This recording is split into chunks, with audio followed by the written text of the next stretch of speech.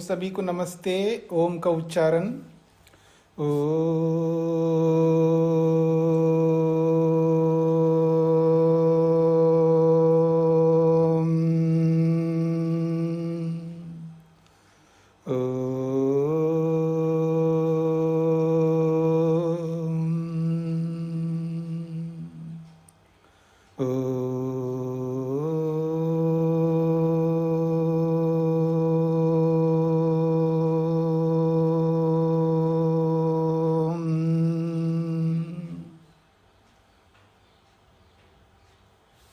वेदांत दर्शन के द्वितीय अध्याय के चतुर्थ पाद के अभी तक हमने 19वें सूत्र तक विचार किया है। प्रसंग चल रहा है मुख्य प्राण से इंद्रियां अलग हैं, और इस बात को समझाने के लिए प्रमाण भी दिया है। और प्राण में, मुख्य प्राण में और इंद्रियों में क्या भेद है उसको भी दर्शाया 18वें सूत्र में। और दोनों में विलक्षणता क्या है, विशेषता क्या है, दोनों में पृथकत्व करने का जो कारण है वो क्या है, ये वैलक्षण्यात सूत्र से भी स्पष्ट कर दिया। मुख्य प्राण से इंद्रियां विलक्षण कार्य करने वाली है।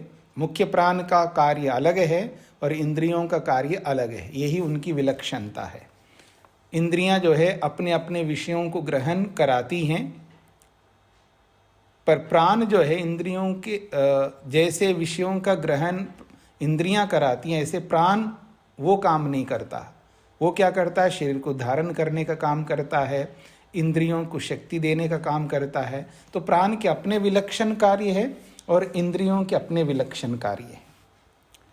अब 20वें सूत्र की भूमिका में एक बात कही जा रही है, शरीरस्य प्राणादि सूक्ष्म सृष्टि परमात्मा विरचिता इति उक्तम। शरीर की जो प्राणादि सूक्ष्म सृष्टि है, अर्थात शरीर के अंतर्गत आने वाले दो प्रकार के तत्व हैं। एक तो प्राण है, जो प्राण, अपान, व्यान, उदान, समान, ये 5 प्राण हैं, उसके उपभेद है। और उसके साथ साथ में सूक्ष्म शरीर है, इंद्रियां हैं, ज्ञानेन्द्रियां, कर्मेंद्रियां, मन, अहंकार, महतत्व, ये 18 तत्वों का सूक्ष्म शरीर है। तो प्राण आदि से, मुख्य प्राण और आदि से 18 तत्वों का सूक्ष्म शरीर, और ये सूक्ष्म है ही है, इसलिए सूक्ष्म सृष्टि कहा, यानी सूक्ष्म संरचना, सूक्ष्म तत्वों की संरचना परमात्मा ने विरचिता, रचाया, उत्पन्न किया, इति उक्तम, ये बात तो कह दिया है। इदानीं तस्य स्थूल सृष्टि अपि परमात्मा कृता इति उच्यते। जब सूक्ष्म सृष्टि को बनाया है तो उस परमात्मा की जो स्थूल सृष्टि है वो भी परमात्मा ने उत्पन्न किया है। इस बात को भी अगले सूत्र में स्पष्ट किया जा रहा है। आप में से कौन है जो अपने उसको म्यूट नहीं किया है?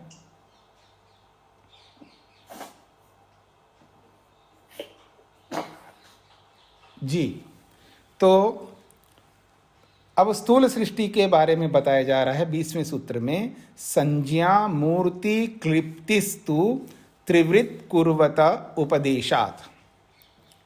तो कहते हैं संज्ञा मूर्ति क्लिप्ति तु त्रिवृत कुर्वतः उपदेशात्। कहा जा रहा है संज्ञा और मूर्ति, मूर्ति से रूप लिया जा रहा है और संज्ञा से नाम लिया जा रहा है। क्लिप्ति का मतलब है उत्पत्ति। तो संज्ञा की उत्पत्ति और रूप की, रूप का मतलब मूर्ति, आकृति, उसका स्वरूप, वस्तु का जो भी स्वरूप है, जो भी आकृति है वो अलग अलग है। वायु की आकृति अलग है, दिखाई ना देने वाली आकृति है उसकी। जल की आकृति अलग है, पृथ्वी की आकृति अलग है, सबकी आकृतियां अलग अलग है, सबके अपने अपने स्वरूप है। इनको आकार कहते हैं, उनका अपना अपना आकार है, अपना अपना स्वरूप है, उसको मूर्ति शब्द से कहा है। और संज्ञा का मतलब है नाम। तो स्थूल सृष्टि में जो भी तत्व हैं, पदार्थ है, उनके लिए बोला है संज्ञा मूर्ति क्लिप्ति।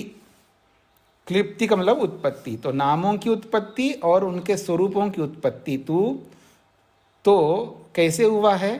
त्रिवृत कुर्वतः, तीन तीन त्रिक बना करके। त्रिवृत जो है तिगड़ी, तिगड़ी होती है ना, जैसे तीन तीनों को तीन तीन है, जैसे पीछे उपनिषद में आपने पढ़ा है ना, उपनिषद की तो व्याख्या है यहाँ पर। उपनिषद में स्पष्ट किया है भगवान ने संसार कैसा कैसा बनाया है, उसी बात को यहाँ पर स्पष्ट किया जा रहा है, समझाया जा रहा है।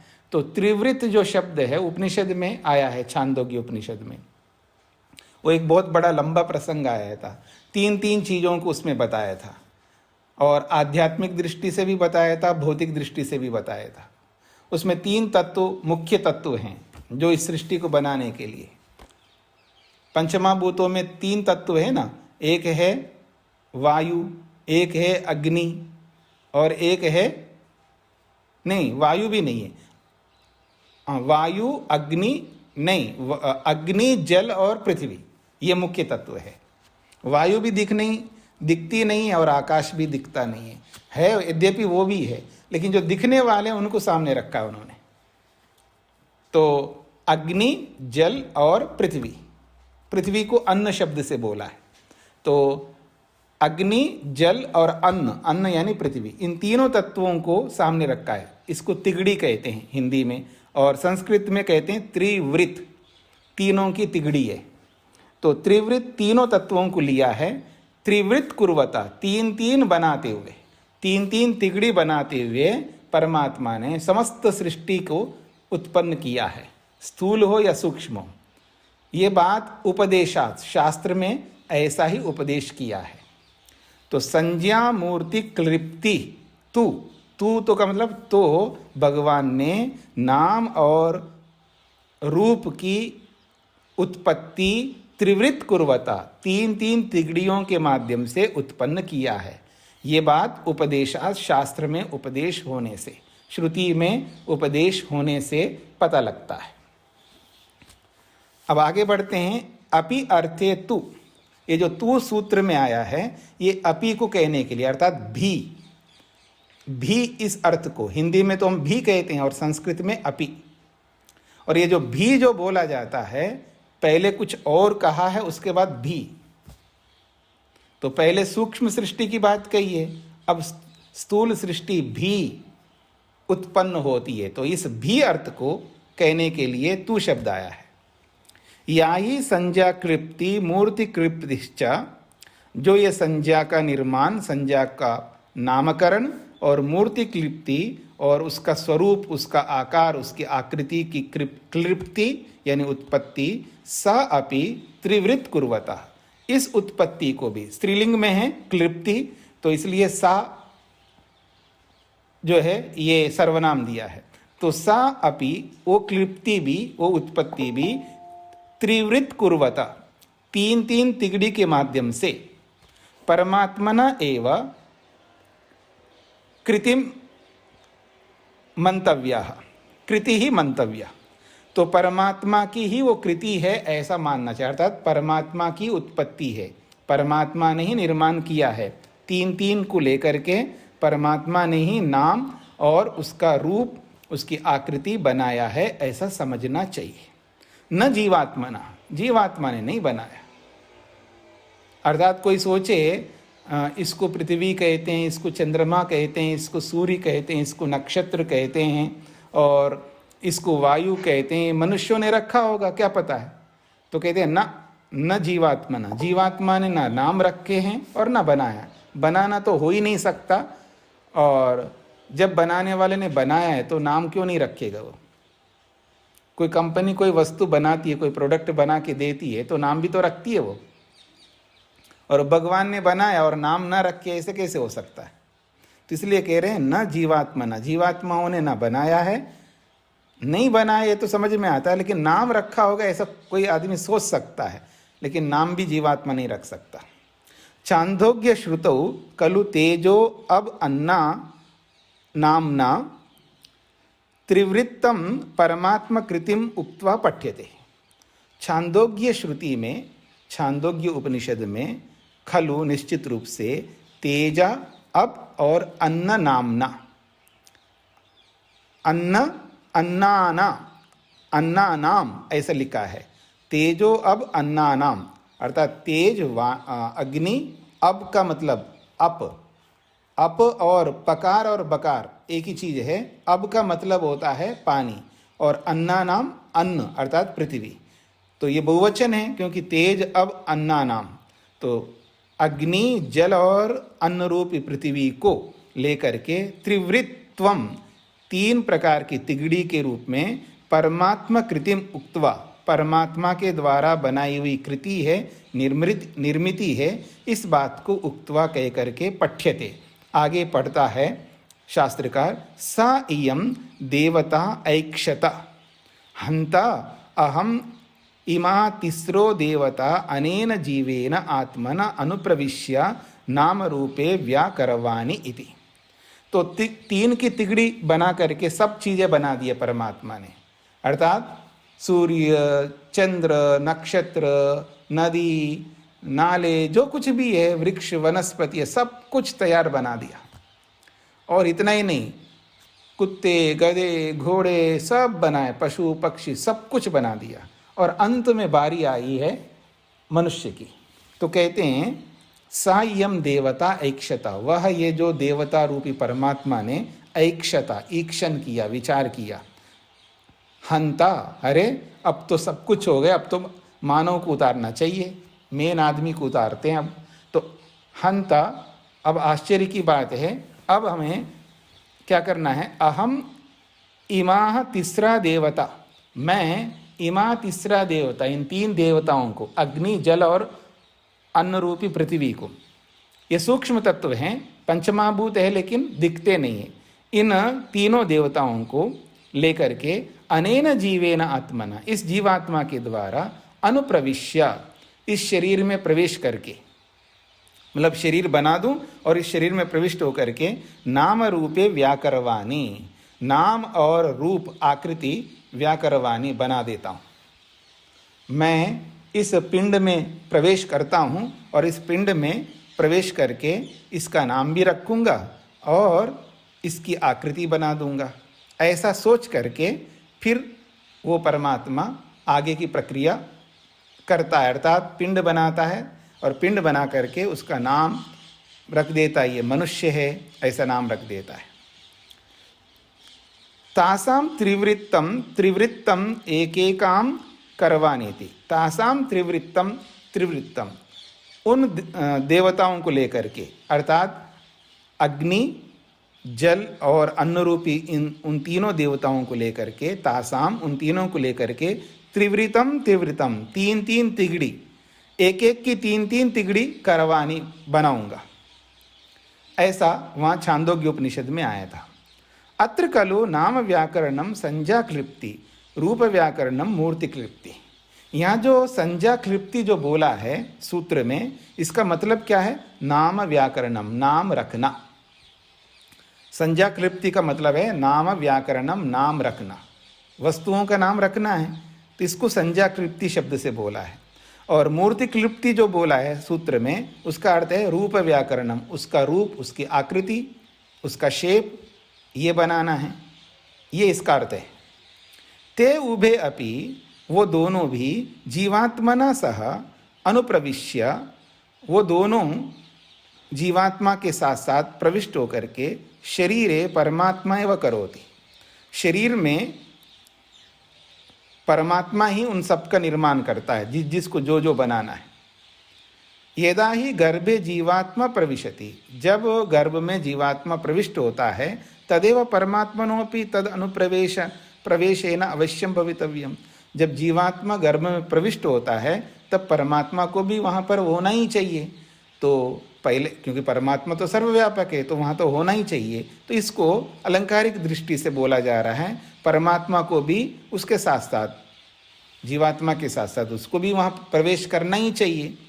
तद अनुप्रवेशेन अवश्यम भवितव्यम, उसके पीछे पीछे, अर्थात जीवात्मा के पीछे पीछे परमात्मा को भी वहाँ प्रवेश तो करना ही चाहिए। अर्थात वहाँ पर परमात्मा भी विराजमान है, ये इसका अभिप्राय निकलेगा। तस्य विभुत्वात्, क्यों पहले से वहाँ पर विद्यमान होगा? क्योंकि उसके विभु होने के कारण से, वो तो विभु है, सर्वव्यापक है, इसलिए वहाँ परमात्मा को तो होना ही चाहिए। लेकिन एक अलंकार है कि जीवात्मा प्रविष्ट हो रहा है तो उसके साथ साथ परमात्मा भी प्रविष्ट हुआ है।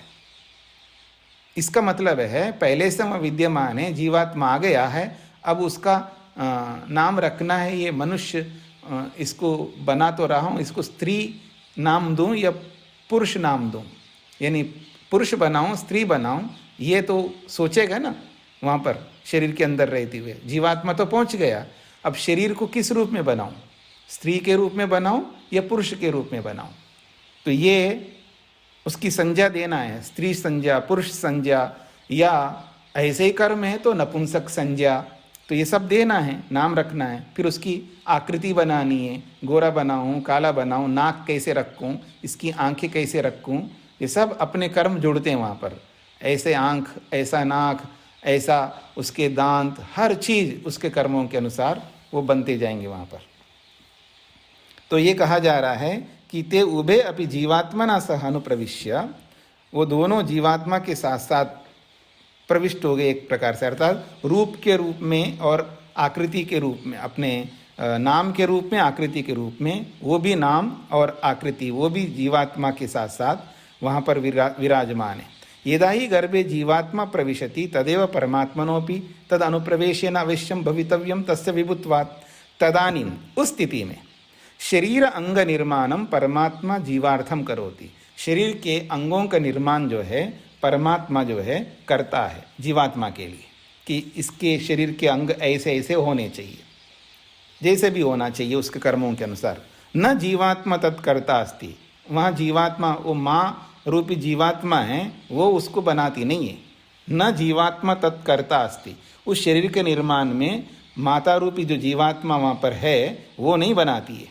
सतु निमित्ती खलु अस्ति, वो तो निमित्त बन रही है, उस शरीर के बनाने के लिए निमित्ती है, उसके माध्यम से परमात्मा बना रहा है, माता के माध्यम से परमात्मा बना रहा है, वो तो निमित्त बन रही है, कारण बन रही है उस बच्चे के पीछे।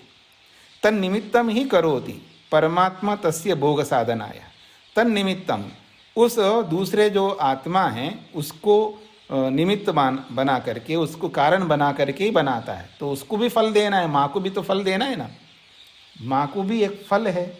जब संतति आ रही है, बच्चा आ रहा है, तो माँ को भी फल मिल रहा है, बच्चे को तो फल मिलेगा, लेकिन माँ को भी फल मिलेगा वहाँ पर। तो तन निमित्तम, उसके निमित्त तो वो करता है परमात्मा, क्यों? तस्य भोग साधना है, क्योंकि उसका भोग का साधन है, वो संतति से भोग करती है माँ। कौन कहता है माँ को संतति से सुख नहीं मिलता है? कौन कह सकता है? कोई नहीं कह सकता है, सबको पता है जो भी संतान है उससे माँ को सुख मिलता है, यानी उस संतान के कारण से माँ को भोग मिल रहा है, सुख मिल रहा है। उस भोग सुख के लिए, उस भोग साधन के लिए परमात्मा उसको निमित्त बना करके उनको बनाता है। कुतो अवगम्यते परमात्मा शरीरे अंगानाम विरचयिता, ये कैसे पता लगेगा कि हमें कि परमात्मा ही शरीर के अलग अलग अंग बना रहा है, काला नीला पीला जो भी बनाना है ये सब परमात्मा ही कर रहा है। उसको नाटा बनाना है, लंबा बनाना है, उसके जो भी शरीर के अंग है वो किस किस रूप में बनाना है। चमत्कार देखिएगा, भगवान का जो चमत्कार है ना वो ये है कि क्या एक ही परिवार में एक बिल्कुल काला पैदा हो गया, एक ही परिवार के अंदर, ऐसा आपने देखा होगा कई बार, और एक गोरा है। औरों को छोड़ दीजिए, मेरे को देखिए, मैं काला पैदा हुआ अर्थात सांवला पैदा हो गया, और मेरे बाकी लोग हैं वो सब गोरे हैं ठीक है, तो एक ही परिवार में एक को काला बना रहा है, सांवला बना रहा है, गोरा बना रहा है, मैं ही नाटा हूँ, बाकी दूसरे लोग जो है वो लंबे लंबे हैं। पता नहीं ऐसे कौन से खोटे कर्म होंगे अपने, ऐसा बना दिया भगवान ने। अब किसी को बुरा लगे, अच्छा लगे, किसी को हंसी आए, चाहे कुछ भी है, मतलब जो भी मिला है तो अपने कर्मों के कारण से मिला है। अच्छा, इसमें क्या फ़र्क पड़ता है? तो जीन्स ऐसे ही हैं, कोई वो जेनेटिक है, वो है, ये भाई जो भी है उसके पीछे भी तो कोई रीज़न होगा ना। अगर इसमें कोई बात नहीं है तो क्यों ये आशा करते हैं, काश अच्छा होता मैं भी गोरा बनता, काश अच्छा होता मैं थोड़ा और लंबा बनता, काश अच्छा होता मेरे नाक ऐसा, मेरे दांत ऐसे बनते, मेरा नाक ऐसा बनता, मेरी आंखें ऐसे बनती, काश ऐसा होता वैसा होता। ये जो ख्वाहिशें जो हम रखते हैं, मतलब उनको अच्छा मान रहे हैं ना, जिसको आप चाहते हो ऐसी आंखें होनी चाहिए, ऐसा नाक होना चाहिए, ऐसे दांत होने चाहिए, ऐसे कान होने चाहिए, ऐसे हाथ होने चाहिए, ऐसा शरीर होना चाहिए। ये जो ख्वाहिशें हमारी है इस तरह का होना चाहिए, यानी उसको इससे बेटर मानते हो ना आप, और उस बेटर के पीछे, उससे उस उत्तमता के पीछे कोई तो कारण होगा ना, वही तो हमारे कर्म है। इसलिए अंततो गत्वा घूम फिर करके हम कर्मों पर ही आ सकते हैं। तो कह रहे हैं कैसे पता लगता परमात्मा शरीर के अंगों को बनाता है। उच्यते, अब बताते हैं हम आपको, उपदेशात तत्र उपदिश्यते त्रिवृत कारणस्य कर्ता परमात्मा। ये तीन तीन तिगड़ी बना करके परमात्मा ही ऐसा बनाता है।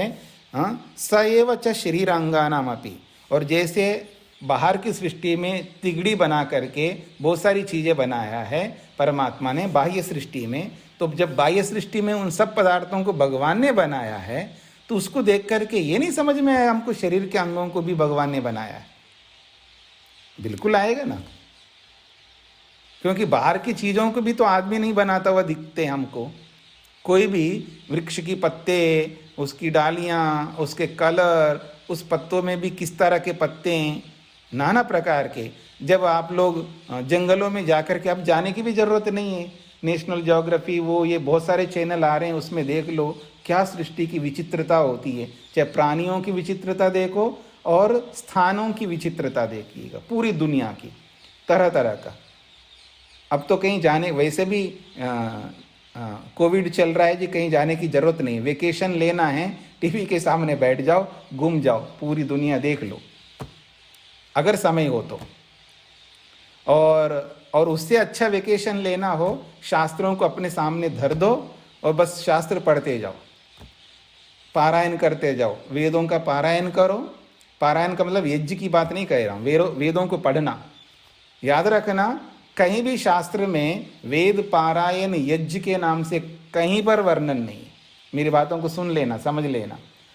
वेद पारायण, ऋग्वेद पारायण यज्ञ, सामवेद पारायण यज्ञ, अथर्ववेद पारायण यज्ञ, ऐसे पारायण यज्ञों की चर्चा शास्त्रों में कहीं पर भी नहीं आया। हाँ, वेद पारायण की चर्चा अनेक बार आई है। वेदों का पारायण का मतलब है वेद पाठ करना, वेद मंत्रों को बोलना, बस ऐसा पारायण तो है शास्त्रों में, पर पारायण यज्ञ नहीं आया। पारायण यज्ञ का मतलब ये तो होता है, आप यजुर्वेद पढ़ते जाइए, 40वां अध्याय पढ़ो, तो वो 40वां अध्याय पढ़ते तो अंत्येष्टि का प्रसंग आ रहा है, और अब मंत्र भी बोल रहे हो, स्वाहा भी बोल रहे हो, अंत्येष्टि तो हुई नहीं, मतलब आदमी मरा तो नहीं है, फिर भी मंत्र बोलते जा रहे हैं। गर्भाधान के मंत्र भी बोलते जा रहे हैं और गर्भाधान हो नहीं रहा है। श्रीमंतोन्नयन के मंत्र बोल रहे हो तो वो हो नहीं रहा है, मतलब क्रिया नहीं हो रही है और आप क्रिया करते जा रहे हो। इसलिए ऐसा यज्ञ नहीं करते हैं, पारायण जरूर करते हैं वेद मंत्रों का। अथवा आप केवल मंत्र नहीं पढ़ना है, आपको मंत्र पढ़ो, उसका अर्थ पढ़ो, भाष्य रख दो सामने, वेदों का भाष्य सामने रखो, मंत्र पढ़ते जाओ और उसका अर्थ समझते जाओ। और अर्थ भी आपको समझ में नहीं आया तो केवल भावार्थ पढ़ते जाओ, भावार्थ बहुत अच्छी तरह समझ में आएगा। मंत्र के नीचे, अर्थ के नीचे भावार्थ भी लिखा रहता है। उस भावार्थ को भी अगर आप पढ़ेंगे ना ध्यान से, बहुत कुछ जानकारी मिलेगी, आंखें खुल जाती हैं, आंखें खुल जाती है, याद रखना। तो इस दृष्टिकोण से यहाँ पर बोला जा रहा है कि परमात्मा जो है शरीरांगानामपि तत्र उपदिश्यते त्रिवृत्करणस्य कर्ता परमात्मा स एव च शरीरांगानामपि। जो त्रिवृत्करणस्य कर्ता, जो बाहर तीन तीन तिगड़ी बना करके दुनिया भर की वस्तुएं बनाई हैं, उसका कर्ता परमात्मा है। तो स एव च, और वही शरीरांगानामपि, शरीर के अंगों को भी वही भी बनाएगा। साय्यम देवता शब्देन या खलु देवता परमात्मा तेजो अब अन्नानाम त्रिवित कर्ता सही देवता परमात्मा शरीरे नाम रूपयोरपि कर्ता। एक विशेष बात कहिए, सायम देवता कहकर के जो छांदोग्य उपनिषद में बोला है, इस शब्द से जिस देवता रूपी परमात्मा को लेकर के तेज, अप और अन्न रूपी त्रिवृत्त को तीनों तिगड़ियों का कर्ता बनाया है, वही देवता परमात्मा ही है और इस शरीर में भी नाम और रूप इन दोनों को बनाने वाला है। अपिचा सायम देवता अनुप्रविश्य व्याकरवाणी, ये जो छांदोग्य उपनिषद में आए ना, सा इयम देवता अनुप्रविश्य व्याकरवाणी, ये जो सेंटेंस आया है, इस सेंटेंस में, इस वाक्य में समान कर्तृयो पूर्व काल है। ये व्याकरण को थोड़ा सा बीच में ला करके समझाना चाहते हैं। देखिए, सा इयम देवता अनुप्रविश्य, एक क्रियापद है अनुप्रविश्य और दूसरा क्रियापद है व्याकरवाणी। ये दोनों क्रियाएं हैं। अनुप्रविश्य भी क्रिया है और व्याकरवाणी भी क्रिया है। जब दो क्रियाएं एक साथ आती हैं तो उसमें एक नियम होता है व्याकरण में, समान कर्तृकयो पूर्व काले। दो क्रिया इकट्ठा आते हैं तो उसमें दो क्रियाएं एक साथ आ रही है तो उसका जो कर्ता है एक ही होता है, तो कहते हैं समान कर्तृकयो पूर्व काले। इस सूत्र का अर्थ है समान है कर्ता जिन दो क्रियाओं के। समान कर्तृकयो का मतलब है समान है कर्ता जिन दो क्रियाओं के। ऐसे दो क्रियाओं में पूर्व काले, जो पहली वाली क्रिया है उसमें यह प्रत्यय हो जाए, एक पीछे प्रत्यय आता है क्त्वा प्रत्यय, तो क्त्वा प्रत्यय पूर्व वाली क्रिया में आपको रखनी है, बाद वाली क्रिया में नहीं रखनी है। तो यहाँ अनुप्रविश्या में क्त्वा प्रत्यय है और उस क्त्वा को लेप होकर के या हो जाता है व्याकरण में। कुछ जगह पर तो क्त्वा ही रहता है और कुछ जगहों पर या आ जाता है। जहाँ समास होता है वहाँ यकार आ जाता है क्त्वा के स्थान में, जहाँ समास नहीं होता है वहाँ क्त्वा रहता है। जैसे कृत्वा, पठित्वा, लिखित्वा, भुक्त्वा, ये क्रियापद समझ में आ रहे हैं आप लोगों को? जो आप लोग पढ़ते हैं ना, अपने संस्कृत अनुवाद पढ़ते हैं, संस्कृत पढ़ते हैं, उसमें ये शब्द आते हैं कृत्वा, पठित्वा, लिखित्वा, भुक्त्वा, ये क्रियापद आते हैं। तो ये सब में क्त्वा क्त्वा दिख रहा है आपको। अगर मैं बोलूं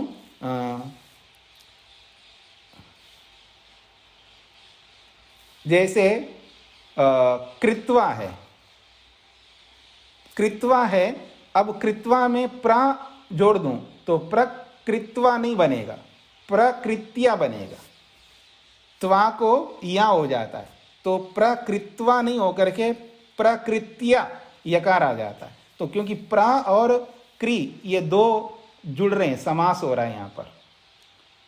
प्रा जो उपसर्ग जुड़ रहा है इसके साथ में, तो उसके साथ समास करना होता है। समास होते ही त्वा के स्थान में या आ जाता है। तो यहाँ पर अनुप्रविश्य में अनु और प्रा दो उपसर्ग जुड़े हैं और विष धातु है। विष प्रवेशने एक धातु है विष, तो विष धातु के साथ में अनु और प्रा ये दो उपसर्ग जुड़े हैं, इसलिए विष के साथ में अब विष्टवा ऐसा रूप नहीं बनेगा, विष्य बन रहा है, विष्य, क्योंकि त्वा के स्थान में या हो रहा है। तो यहाँ कहा जा रहा है दो क्रिया है यहाँ पर। सायम देवता, वह ये जो देवता है, ये देवता अनुप्रविश्य, अनुप्रविश्य का मतलब है प्रविष्ट होकर के, फिर व्याकरवाणी नाम बनाता है अथवा आकृति बनाता है। तो व्याकरवाणी भी क्रिया है और अनुप्रविश्य भी क्रिया है, दोनों एक साथ जुड़े हुए हैं। और इन दोनों का कर्ता भी देवता है। यहाँ पर देवता अनुप्रविश्य, प्रविष्ट कौन हो रहा है? देवता हो रहा है। तो अनुप्रविश्य का जो कर्ता है वो देवता है और व्याकरवाणी का जो कर्ता है वो भी देवता है। तो दोनों क्रियाओं का एक ही कर्ता है। तो दोनों क्रियाओं का एक कर्ता है, तो पूर्व वाली जो क्रिया है उसमें त्वा प्रत्यय होता है, ऐसा ये सूत्र कहता है। इससे ये पता लग रहा है, ये व्याकरण बीच में इसलिए लाया है क्योंकि यहाँ पर प्रविष्ट होने वाले भी परमात्मा है और बनाने वाला भी परमात्मा है। कोई ये ना सोचे कि शरीर में तो पहले से परमात्मा है तो बाकी बनाने वाले माता पिता हो सकते हैं या अथवा और कोई हो सकता है बनाने वाला, ऐसा नहीं है।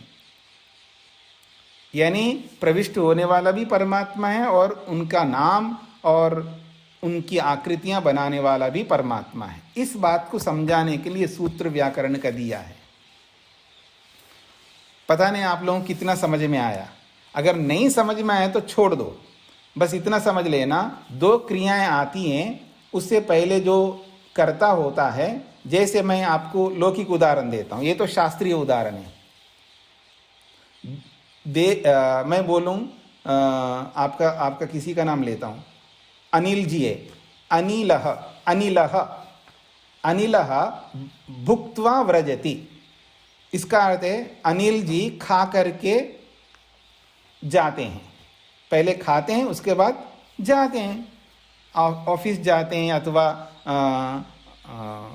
व्यापार में जाते हैं, कहीं भी जाते हैं। मान लीजिएगा कार्यालय जाते हैं, ऑफिस जाते हैं, तो अनिलः भुक्त्वा कार्यालयम व्रजति। व्रजति का मतलब है जाता है, या गच्छति भी कह सकता हूँ। अनिलः भुक्त्वा कार्यालयम गच्छति। अनिल जी खा करके कार्यालय जाते हैं। तो ये जो भुक्त्वा जो शब्द है ये भी क्रिया है और गच्छति ये भी क्रिया है। तो इन दोनों क्रियाओं का कर्ता कौन है? अनिल है। अनिल नामक जो व्यक्ति है वही तो करता है ना, खाने वाले भी वही है और जाने वाले भी वही है।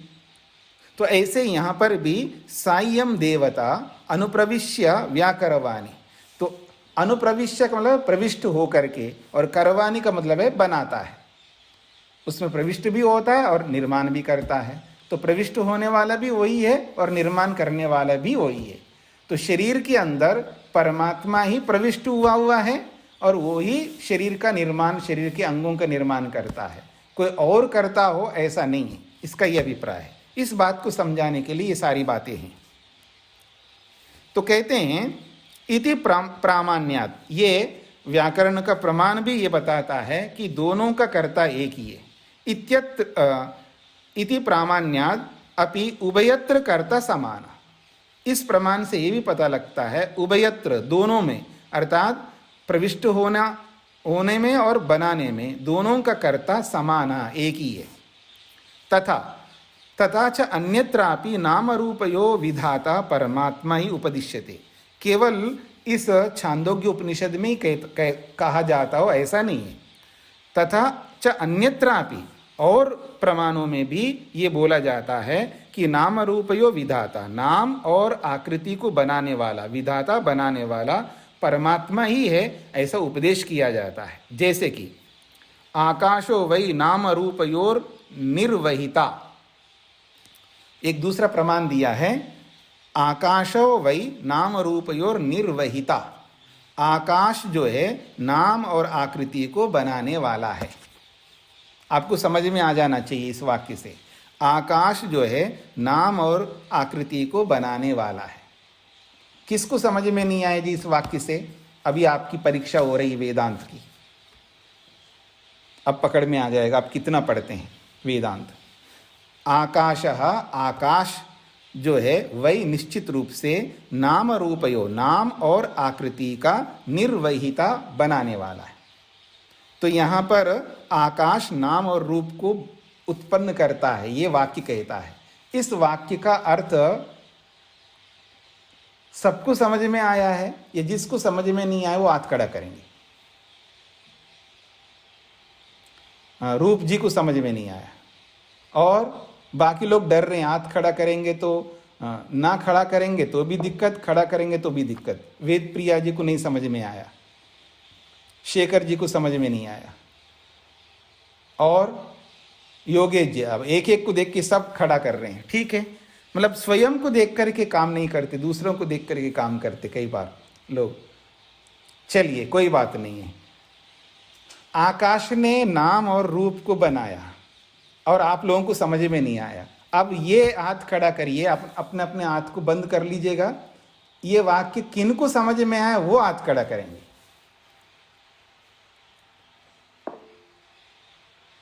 अनीता जी को, अल्पना जी को। अच्छा, पहले अनीता जी बताएंगे। आचार्य जी, यहाँ आकाश जो है वो परमात्मा के लिए है ना, तो परमात्मा ही नाम रूपों को बनाने वाला है, तो आकाश शब्द जो है वो परमात्मा के लिए प्रयोग किया।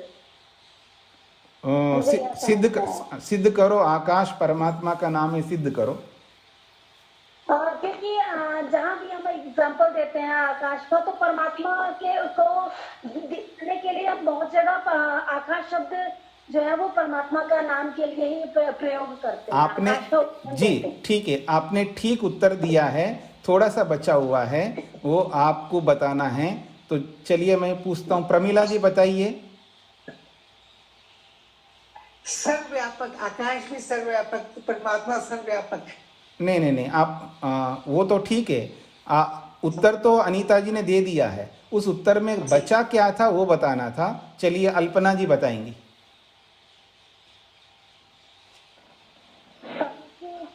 ये नहीं समझ पा रही, इसमें क्या बताना है? ये बताना, आकाश परमात्मा का नाम है, कैसे?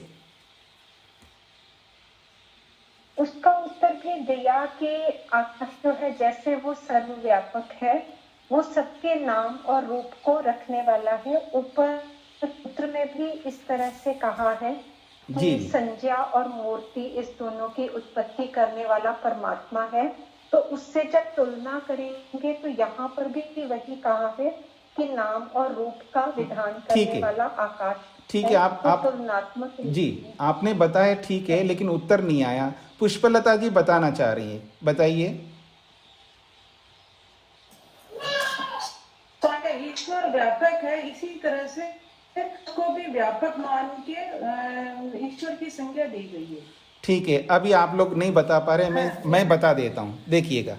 सीधा उत्तर है, पहले अध्याय में बहुत सारे नाम आए हैं ना, प्राण परमात्मा का नाम है, आकाश परमात्मा का नाम है, अंतः शब्द परमात्मा का नाम है। ये प्रमाण देना है आपको कि आकाश परमात्मा का ही नाम है। क्यों, ये उत्तर देना है ना कि प्रथम अध्याय में ये विषय ही ऐसा दिया है कि उपनिषद में जो कठिन शब्द आए थे, जो दोनों के लिए संशय होता है कि भौतिक आकाश को माने आकाश शब्द से या परमात्मा को माने, प्राण शब्द से परमात्मा को माने, ये जो प्राण चल रहा है अभी, इस प्राण को माने, अंतर शब्द से क्या अर्थ लेना चाहिए, फलाने शब्द से क्या अर्थ लेना चाहिए। पहला अध्याय उसी के लिए तो था, तो आपको सीधा बताए, पहले अध्याय में आकाश परमात्मा के लिए आया है, ये उत्तर देते ना तो समाधान हो जाता आपका। तो अनीता जी ने उत्तर ठीक दिया है, लेकिन प्रमाण नहीं दिया कि कहाँ आकाश को परमात्मा बताया। हमें प्रूफ करना पड़ता है ना, ऑथेंटिक बात कहनी होती है। ठीक है, हम मानते हैं आकाश परमात्मा के लिए भी बोलते हैं, लेकिन प्रमाण दो का मतलब है कहाँ से बोलते हैं आकाश को परमात्मा का, तो आप प्रमाण देते वो सूत्र। जो प्रथम अध्याय बोलते ही पता लग जाता है कि आपको समझ में आ रहा है, तो वो थोड़ा सा उत्तर आपका रह गया। सटीक उत्तर होते हुए भी अंक जो है कम मिल गया आपको। और मैंने एक्चुअली प्रथम अध्याय से नहीं, द्वितीय अध्याय से स्टार्ट किया है, इसलिए थोड़ा सा मेरा कोई बात नहीं। चलिए, तो आप समझ में आ गए ना, आकाश ने नाम और रूप को बनाया, तो यहाँ आकाश परमात्मा वाची है। स्पष्ट हो गया जी, आगे बढ़ते हैं। स्मृतो अपि, अब आगे स्मृति का भी उदाहरण दे रहे हैं कि परमात्मा ही नाम और आकृति बनाने वाला है। और मनुस्मृति आजकल हम पढ़ रहे हैं ना, उसमें आ जाएगा, अभी कुछ ही दिनों में आ जाएगा आपके सामने ये श्लोक। कहते हैं, सर्वेषां तु स नामानि कर्माणि च पृथक पृथक वेद शब्देभ्य एव आदौ पृथक संस्थाश्च निर्ममे। ये मनुस्मृति का पहले अध्याय का 21वां श्लोक है, बहुत निकट है, अभी हम पहुँचेंगे 2-4 दिनों में इस श्लोक तक। तो कहते हैं, सर्वेषां तु स नामानि, सह का मतलब वह परमात्मा, सर्वेषां सभी पदार्थों के, नामानि नामों को, कर्मानि उनके अपने अपने कर्मों को, पृथक पृथक अलग अलग रखा है। इसका ये नाम है और इसका ये काम है, इसका ये नाम है, इसका ये धर्म है। अलग अलग वस्तुओं के नाम भी रख दिया है और उसके साथ में उसकी आकृतियां भी बनाया है। फिर कहते हैं, वेद शब्देभ्य एव आदौ पृथक संस्थाश्च निर्ममे, और वेद शब्देभ्य एव, वेदों में जो शब्द आए हैं, चारों वेदों में जो शब्द आए, उन्हीं शब्दों को लेकर के संसार के पदार्थों के नाम रखा है परमात्मा ने। वेद शब्देभ्य का मतलब है वेद के शब्दों को लेकर के आदो, आदो का मतलब है सृष्टि की उत्पत्ति के समय में, जब सृष्टि बना रहे थे उस सृष्टि की उत्पत्ति के समय में, आदि में का मतलब है आदि काल में, सृष्टि के निर्माण के काल में, वेद शब्देभ्य एवं, वेद शब्दों को लेकर के ही पृथक अलग उनका संस्था, उनका विभाग भी कर दिया है और उनके आकृतियों को भी निर्म में बनाया है। बाकी इसका विस्तार मैं मनुस्मृति में कर दूंगा आपके सामने। इसका अर्थ सीधा यह है, सभी के नाम, सभी के कर्म अलग अलग परमात्मा ने वेद के शब्दों को लेकर के बनाया है और नाम भी रखा है। यानी वेद के माध्यम से ही सबके निर्माण भी किया है। यानी वेद में जो सृष्टि की उत्पत्ति के बारे में बताया कि सृष्टि कैसी उत्पन्न होती है, कैसा बनता है, उसमें क्या क्या तत्व होते हैं सृष्टि के अंदर, जैसा वेद ने बताया, वेद के अनुसार ही सृष्टि का निर्माण किया है। सृष्टि की निर्मिति जैसा वेद में वैसे ही बाहर सृष्टि है, अथवा जैसी सृष्टि दिख रही है वैसा ही वेद में है। दोनों एक दूसरे को आप कारण बना सकते हैं। जैसे आजकल के कोई भी प्रोडक्ट है तो प्रोडक्ट में जो जो चीज़ हैं वो उस बुकलेट में होंगे, बुकलेट में जो जो लिखा वो प्रोडक्ट में होंगे। ऐसे ही यहाँ पर है। तो परमात्मा ने वेद के माध्यम से ही ये सब स्थितियाँ बनाई है। वेदे च यो देवानाम नामधा, और स्पष्ट वेद में भी लिखा है, ऋग्वेद में, वेद में ये बताया है कि जो देवों का नाम रखने वाला है, यो देवानाम नामधा, धा का मतलब है रखने वाला, नाम नाम, धा रखने वाला, जो देवों के नाम रखने वाला परमात्मा है। तस्मात् परमात्मा ही शरीरे स्थूलांगानाम अपि निर्माता इति निरवध्यम, इसलिए परमात्मा ही शरीर के अंदर, स्थूल शरीर के अंदर जो जो अंग बनाए हैं वो परमात्मा ही निर्माता, वो परमात्मा ने ही बनाया है। ये बात निरवध्यम, निरवध्यम वध्यम का मतलब है खंडित हो गया, परमात्मा ने ही बनाया, वो है वध्यम। और निरवध्यम मतलब खंडित नहीं हुआ, अर्थात परमात्मा ने ही बनाया, ऐसा सिद्ध होता है। ये इसका अर्थ हो गया। सूत्र का अर्थ लिखिएगा। सृष्टिकर्ता परमात्मा ने, सृष्टिकर्ता परमात्मा ने, सृष्टिकर्ता परमात्मा ने अग्नि जल पृथ्वी इन तीनों को लेकर, सृष्टिकर्ता परमात्मा ने अग्नि जल पृथ्वी इन तीनों को लेकर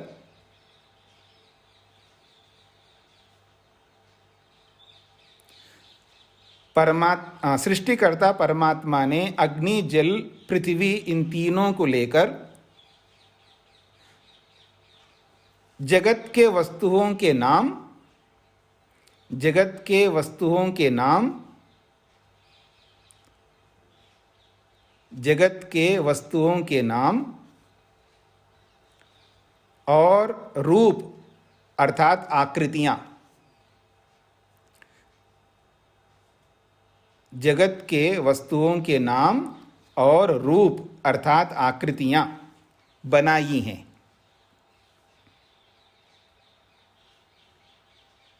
ऐसा ही श्रुति में वर्णन होने से, ऐसा ही श्रुति में वर्णन होने से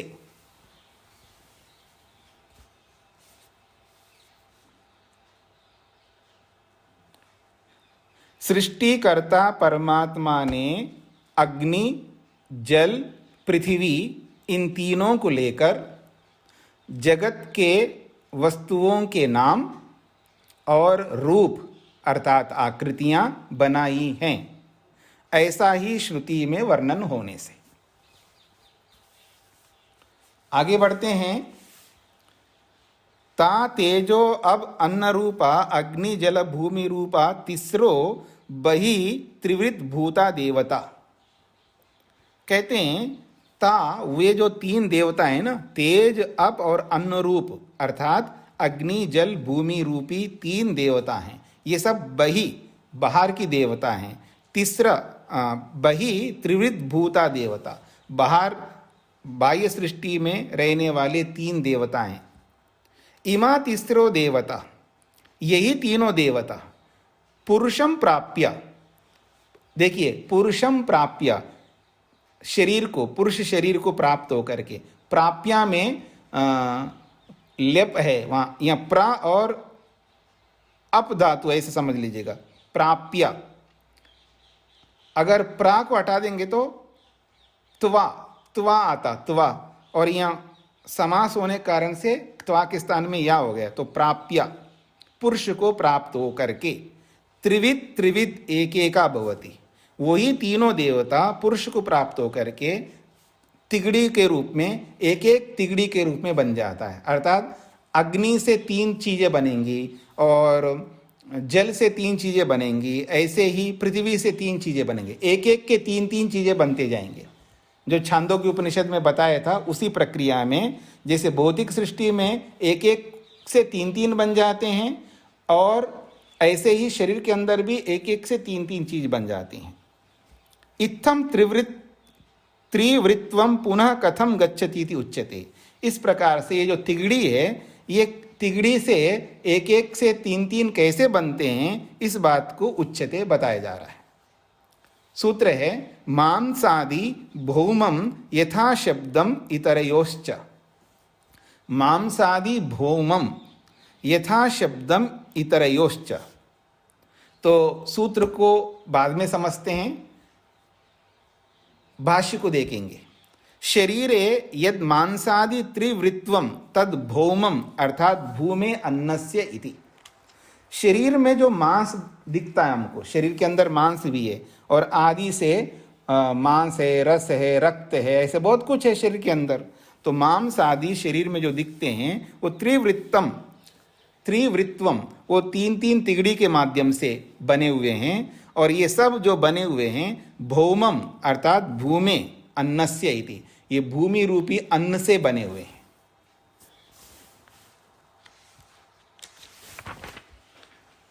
इति यावत, ऐसा ही समझ लेना चाहिए। उक्तम यथा, जैसे कि शास्त्र में कहा है, अन्नम अशितम त्रेधा विधीयते। अशितम अन्नम, अशितम का मतलब खाया हुआ, अन्नम अन्न को, जो खाया हुआ अन्न है शरीर में जाकर के त्रेधा विधीयते, वो 3 विभागों में बट जाती है या बट जाता है। खाया हुआ अन्न शरीर में जाकर के 3 विभागों में बट जाता है। तस्य यह स्थविष्ठो धातु तत्पुरीशम भवति। उस अन्न का जो स्थूल भाग है वो तो मल बन जाता है, पुरीश अन्न को भी कहते हैं।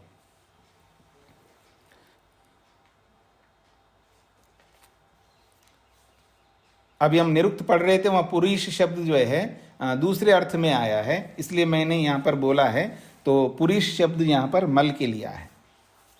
तो कहते हैं जो खाया हुआ अन्न है उसके 3 विभाग होते हैं। एक जो स्थूल भाग है वो तो मल बन जाता है, यो मध्यमा तन मांसम, और उस अन्न का जो मध्य भाग है, दूसरा भाग है, वो मांस बनता है। यो अनिष्ठ तत् मनः, और जो उसका सूक्ष्म भाग है अन्न का, वो मन बनता है, अर्थात मन को शक्ति प्राप्त होता है उससे। जब तक खाते रहेंगे मन काम करता रहेगा, जब तक खाते रहेंगे तब इंद्रियां काम करती रहेंगे, और जब हम खाना बंद कर देंगे तो ना इंद्रियां ना मन काम करेंगे। ये पीछे हमने सुन लिया था। इतरयो च यथा शब्दम, इतरयो का मतलब ये तो अन्न को लेकर के बोला है, पृथ्वी तत्व को लेकर के बोला है। फिर जल तत्व है, अग्नि तत्व है, उनसे कैसे बनेगा? इतरयो का मतलब बाकी दोनों का। यथा शब्दम, जैसा जैसा शास्त्र कहता है वैसा वैसा समझ लेना है। इतरयो अब तेजयो यथाश्रुति विज्ञेयम। इतरयो का मतलब है जो अग्नि और जल है उनके संदर्भ में यथाश्रुति, जैसा श्रुति कहती है, जैसा शास्त्र कहता है वैसा ही विज्ञेयम समझ लेना चाहिए। शास्त्र क्या कहता है जी? एक उदाहरण देकर के इन्होंने समाप्त किया है। मूत्र लोहित प्राणा अपाम कार्यम। अपाम कार्यम, जल का 3 तिगड़ी बन जाते हैं। जल पीने से शरीर में क्या बनता है? तो कहा उसका जो स्थूल भाग है वो मूत्र बनता है जल का, उसका जो मध्यम भाग जो है वो रक्त बनता है, और उसका जो सूक्ष्म भाग है वो प्राण को शक्ति देता है। ऐसे ही अस्थि मज्जा वाक्च तेजसा, तेजसा अग्नि, अग्नि जो आग्नेय पदार्थ हम खाते हैं, अग्नि प्रधान उष्ण पदार्थ जब हम खाते हैं उसके माध्यम से क्या बनता है? तो कहा उस आग्नेय पदार्थों का जो स्थूल भाग है वो हड्डियां बन जाती हैं, और उसका जो मध्यम भाग है वो मज्जा बन जाता है, और उसका जो सूक्ष्म भाग है वो वाणी को शक्ति प्रदान करता है। इस तरह एक एक के तीन तीन चीजें बनते जाते हैं। सूत्रार्थ लिखिए आप।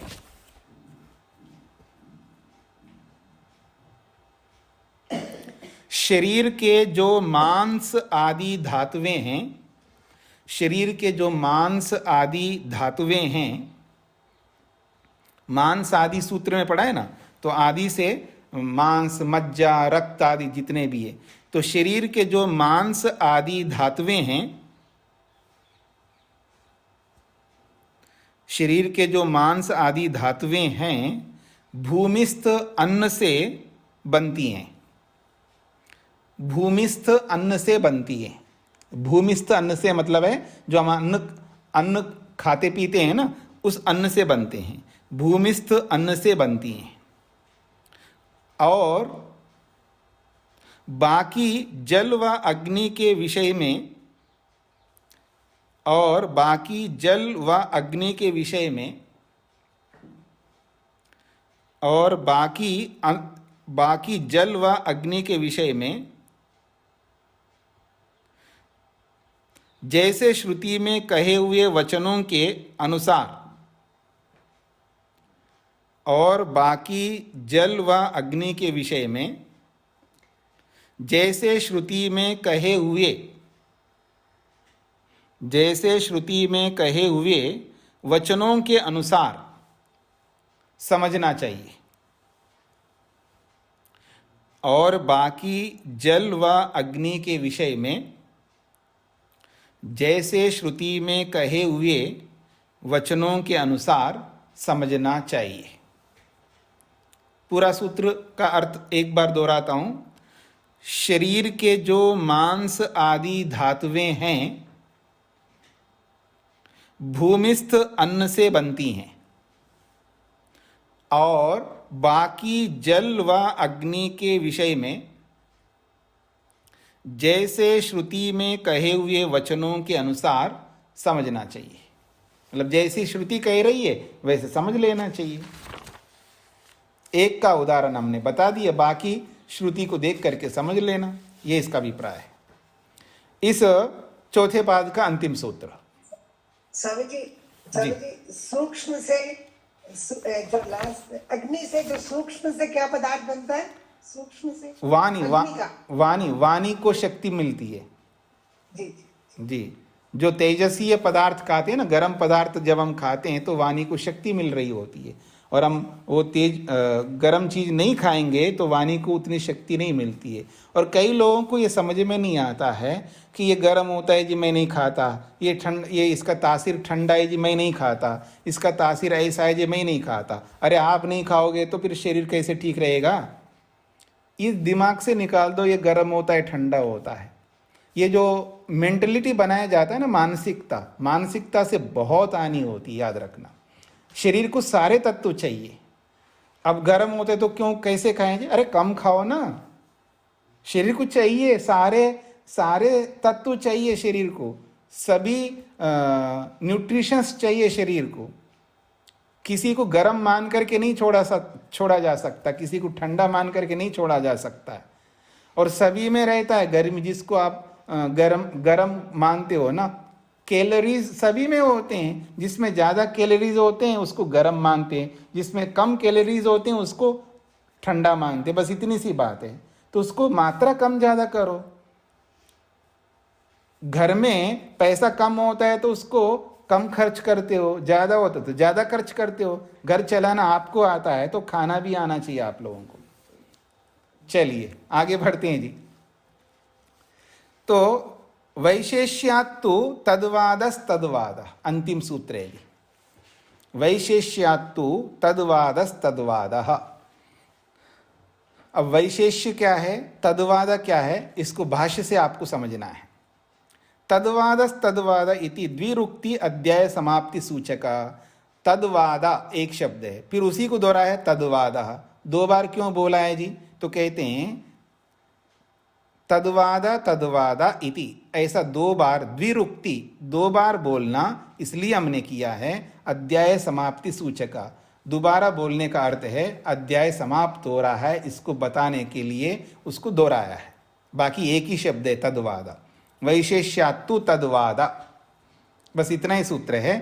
दोबारा तद्वाद इसलिए बोला है ताकि अध्याय की समाप्ति है। ये भाष्यकार ने नहीं लिखा है ऐसा, सूत्रकार ने ऐसा लिखा है। सूत्रकार ही स्वयं कह रहे हैं अध्याय समाप्त हो रहा है। अब तद्वाद का मतलब है ऐसा वाद है, और ऐसा वाद तभी कहेंगे ना पहले कुछ बोला है। जैसे आप जब अपने पतिदेव को या अपनी पत्नी को या अपने बच्चों को सुनाते हो, देखो जी फलाना आया था, हमको डांटा है, वैसा किया, वो सब बोला है, पैसा लिया था, नहीं दिया था, ये किया था, देखो ऐसा किया है, अंत में क्या बोलते हो, ऐसा किया है। तो ठीक इसी प्रकार है, तद्वाद का मतलब है ऐसा वाद है, ऐसा विचार है। ऐसा कैसा, जो इससे पहले सूत्र में जो जो बातें कही है उसको यहाँ जोड़ना है। इसी बात को कह रहे हैं तद्वाद, अर्थात पूर्व सूत्र प्रदर्शितः मांसादि भौमम इत्यादि वाद। पूर्व सूत्र में जो दिखाया है मांसादि जो तीन तीन तत्व जो बने हैं, जो भौमम जो पृथ्वी के अन्न से बने हैं, उस वाद को, उस परिचर्चा को यहाँ तद्वाद शब्द से समझना चाहिए। ये तद्वाद का अर्थ बता दिया। अब वैशेष्यात् खलु अस्ति, ये वैशेष्यात् क्या है? तो कहते हैं यद्यपि भौतिकम अधिशरीरम च सर्वं त्रिवृत् संभवम त्रिवित्मयं वा अस्ति, तथापि शरीरे मांसादि भौमं लोहितादिकम आप्यम मज्जादि तेजसं तु वैशेष्यात् बाहुल्यात् आधिक्यात् भूयस्त्वाद् उच्यते। वैशेष्यात् का मतलब होता है अधिकता से, बहुलता से। ये वैशेष्यात् शब्द का अर्थ है। यहाँ के प्रसंग के अनुसार वैशेष्यात् का अर्थ है अधिकता से, बहुलता से। ये इसलिए कहना पड़ रहा है क्योंकि कोई बोल सकता है ना, पांचों तत्वों से बनते हैं सब चीजें, आपने तो तीन तीन से बना रहे हो, तो बाकी दो को क्यों छोड़ दिया आपने? ऐसा कोई पूछ सकता है ना। तो उसके लिए बोल रहे हैं इन तीनों की अधिक मात्रा है सभी में, इनकी अधिकता होने के कारण से, इनकी बहुलता होने के कारण से तीन बोला है। यद्यपि पांचों से सब चीजें बनती हैं, ये कहना चाहते हैं। तो कहते हैं यद्यपि, यद्यपि का मतलब है यद्यपि भौतिकम अधिशरीरम, अधिशरीरम ये जो हमारा शरीर बना है ये भौतिकम अर्थात पांच भौतिकम, पांचों भूतों से बना है। सर्वम सभी चीजों से बना है, लेकिन सर्वम त्रिवित संभवम, सभी पदार्थ तीनों तीनों से बन रहे हैं। त्रिवितमयम वा अस्ति, अथवा ये तीनों से युक्त है, क्योंकि ये सब तीनों दिख रहे हैं इसलिए तीनों को मुख्य रूप से बोला है। तथापि फिर भी, सब कुछ तीनों से बनते हैं, तथापि फिर भी शरीरे मांसादि भौमम, शरीर में जो है मांसादि जो उत्पन्न हुए हैं ये भौमम अर्थात पृथ्वी की उसकी मुख्यता है। और लोहितादिकम आप्यम, और जो रक्त रस आदि जो बना है उनमें मुख्यतः आप्यम जल की है। और मज्जा आदि तेजसम, और ये मज्जा बनता है, अस्थि बनता है, ये सब ये इसमें अग्नि की प्रधानता है, इनकी प्रधानता है, इसी को वैशेष्यात् बोला। अर्थात इन तीनों की बाहुल्यात् अर्थात अधिक्यात्, अधिक होने से, अर्थात भूयस्त्वात् बहुत अधिक मात्रा इन तीनों की होने से इन तीनों को बार बार बोला है। एक तो ये बात है। अपर प्रक्रमा, या इस वैशेष्यात् को दूसरे ढंग से भी समझ सकते। प्रकृतेर महान महतो अहंकार, अहंकारात् पंच तन्मात्रानि उभयम इंद्रियम तन्मात्रेभ्य स्थूलभूतानि पुरुष। ये वैसे अपने सांख्य दर्शन का सूत्र है। अनेन शरीरम खलु पांचभौतिकम सूच्यते। इस सूत्र में सांख्य दर्शन का ये जो बड़ा सूत्र दिया है, इस सूत्र में शरीर को पांचभौतिकम सूच्यते, शरीर जो है पांचों भूतों से उत्पन्न होता है, ऐसे सांख्य दर्शनकार कपिल मुनि ने बोला है। तच्च अत्र त्रिविध संभवम उच्यते, और उसी शरीर को यहाँ तीन तत्वों से बना है ऐसा बताया जा रहा है। तो ऐसा क्यों बताया जा रहा है? तो उसका उत्तर दे रहे हैं वैशेष्यात् अर्थात आधिक्यात् एव खलु, केवल उन तीनों की मात्रा अधिक होने के कारण से तीन बताया गया है। इसका यह मतलब नहीं है कि केवल तीन से बना है। ये एक दूसरा अर्थ बता दिया। अथ अन्यश्च, अथवा दूसरे ढंग से भी समझ सकते हैं, पृथिव्या औषधयः पृथ्वी से औषधियाँ बनती है, औषधिभ्यो अन्नम, औषधियों से अन्न उत्पन्न होता है, अन्नात् पुरुषः, और अन्न से शरीर बनता है। पुरुष का मतलब है शरीर है। स व एष पुरुषो अन्न रसमया, वह ये जो पुरुष रूपी शरीर है ये अन्न रसमया है। अन्न से यानी पृथ्वी, अन्न से, रस से यानी जल से उत्पन्न हुआ है। तो इस शरीर में इनकी सबसे अधिक मात्रा है, पृथ्वी और जल की। अनेन खलु शरीरम पार्थिवमिति वादः कुत्रचित यत् प्रतिपाद्यते। और अनेना इस सब प्रसंग से तीसरी व्याख्या में कह रहे हैं, इस तीसरी प्रक्रिया के माध्यम से शरीर को पार्थिवमिति, शरीर को पार्थिव कहते हैं। शरीर को पार्थिव कहते हैं तो पृथ्वी तत्व अधिक है ऐसा बोला जाता है शरीर में। कुत्रचित यत् प्रतिपाद्यते, कहीं पर भी कोई ये बोले, वर्णन करे कि शरीर जो है पार्थिव है, सो अपि, वो भी इसलिए बोला जाता है वैशेष्यात् अर्थात आधिक्यात्, उसमें पृथ्वी तत्व सर्वाधिक है इस कारण से बोला जाता है।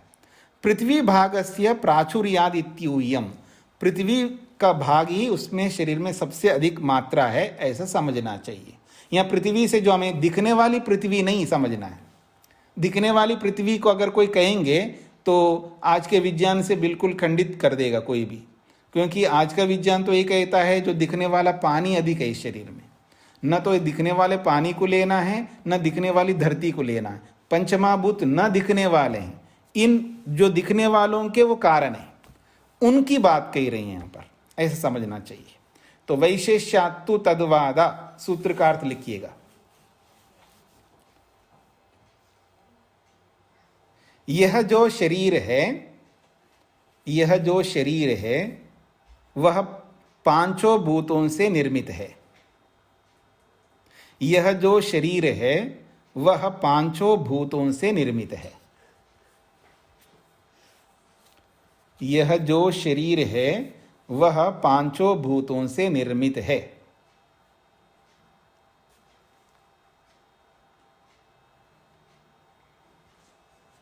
यह जो शरीर है वह पांचों भूतों से निर्मित है।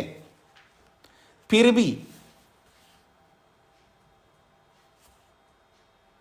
भी तीनों से निर्मित है। तीनों से का मतलब है अग्नि, जल, पृथ्वी। फिर भी तीनों से निर्मित है। अग्नि, जल, पृथ्वी इन तीनों से निर्मित है, या पृथ्वी से निर्मित है, या पृथ्वी से निर्मित है।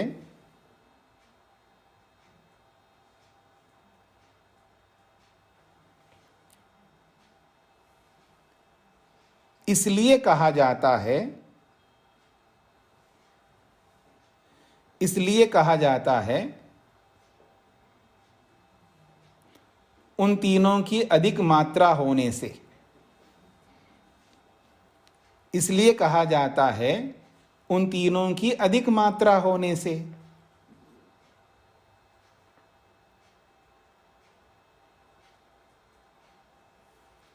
अथवा पृथ्वी की अधिक मात्रा होने से, अथवा पृथ्वी की अधिक मात्रा होने से।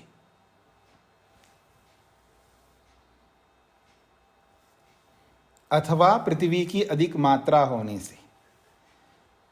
यह जो शरीर है वह पांचों भूतों से निर्मित है।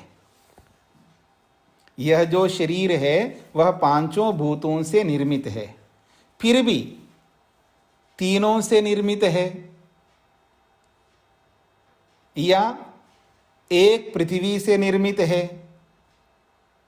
इसलिए कहा जाता है उन तीनों की अधिक मात्रा होने से, अथवा पृथ्वी की अधिक मात्रा होने से।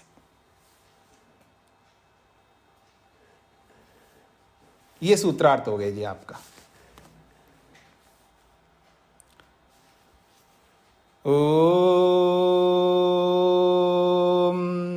शांति शांति शांति।